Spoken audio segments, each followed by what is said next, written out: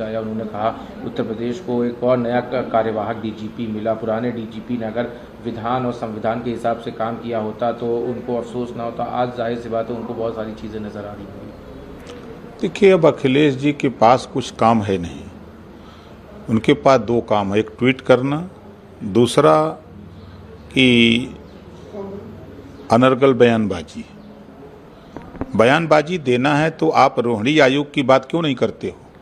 27% आरक्षण को बांट करके सबको देने के लिए रोहिणी आयोग की गठन हुआ, रिपोर्ट भी आ गई, 5 सदस्यीय टीम बनी पूर्व राष्ट्रपति जी के नेतृत्व में, समीक्षा भी हो गई है। तो आपकी जबान कब खुलेगी रोहिणी आयोग पर? उनकी जबान खुलनी चाहिए कि खाली पीडीए चिल्लाते हैं। उनको जो है, जो अति पिछड़े अति दलित हैं, उनको हिस्सेदारी दिलाने के लिए क्यों नहीं 27% और 22.5% में बंटवारे की बात करते? जब सुप्रीम कोर्ट ने मुहर लगा दी कि कोटे में कोटा होना चाहिए, तो फिर आप क्यों नहीं बोल रहे हो? लेकिन अब तो सरकार में वो नहीं है, वो तो विपक्ष में बैठे। सरकार में आप हैं, जातीय जनगणना की घोषणा आपने कर दी, आप लोग। अरे वो तो कह रहे थे होबे नहीं करेगा। मैं तो कहा था ना कि एक दिन में नहीं होगा, एक दिन मोदी जी के नेतृत्व में जातिवार जनगणना होगी। तो खाली घोषणा हुई है, जनगणना घोषणा हो गई ना, कैबिनेट से मुहर लग गई ना। अब ये हो गया कि अब नहीं, ये जातिवार जनगणना होगी, मुहर लग गई ना। फिर अखिलेश यादव की पीडीए की पिच का क्या होगा? पीडीए उनके पास किए है। पीडीए में यादव और मुसलमान भी कोई ऐसी मुस्लिम बस्ती नहीं है कि जहां 10 गो बीजेपी में पदाधिकारी न हो। अभी उनको पता ही नहीं है कि क्या हो रहा है। भीतर पोल जा रहा है और उनको पता ही नहीं लग रहा है। कम से कम बता रहा हूं कि कोई ऐसा जिला नहीं है कि जहां 100-200 यादव बीजेपी का झंडा लेके न घूम रहा हो। एक सवाल और है, ऑपरेशन थे उसको मल्लिकार्जुन खड़गे ने कल chief of defence staff Anil Chauhan का जो एक इंटरव्यू था उसका सामने रखते हुए कहा कि अभी तक ये सब बातें सरकार छुपा रही थी, लेकिन अब जो बातें, जो सवाल हम खड़े कर रहे थे वो सामने नज़र आ रहे हैं। क्योंकि जिस तरह से उन्होंने बयान में कहा था कि इनिशियली जंग में नुकसान होता है, लेकिन वो उस मैटर नहीं करता। देखिए, निश्चित है कि जब जंग होती है तो दोनों तरफ नुकसान होता है, एक का नुकसान नहीं होता है। भाई, किसी की जन की हानि हो रही है तो दूसरे का जो हथियार के तो नुकसान हो रहे हैं, गोली बारूद तो नुकसान हो रहे हैं, तो क्षति तो दोनों की हो रही है। ऐसा नहीं है कि ये कहीं व्यक्ति का होता हो।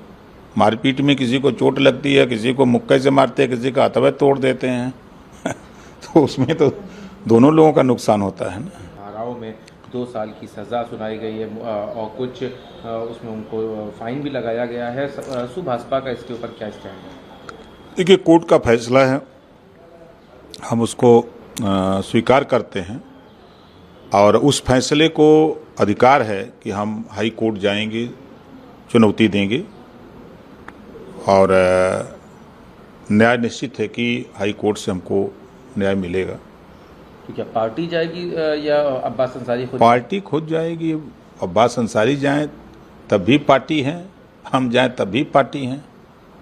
नहीं तो वो उनका रसूख और उनकी तमाम चीज़ें, तो क्या लगता है उसमें उनके साथ खड़े रहना या उनके लिए अपील करना? एज ए विधायक की हैसियत से हम उनके साथ खड़े हैं। तो क्या इसको लेके आप लोगों ने अभी लीगल सेल से अपनी बात कर ली है? क्या कब तक आप लोग इस फैसले को चैलेंज कर सकते हैं कि अब तो 1 महीने तक हाई कोर्ट बंद है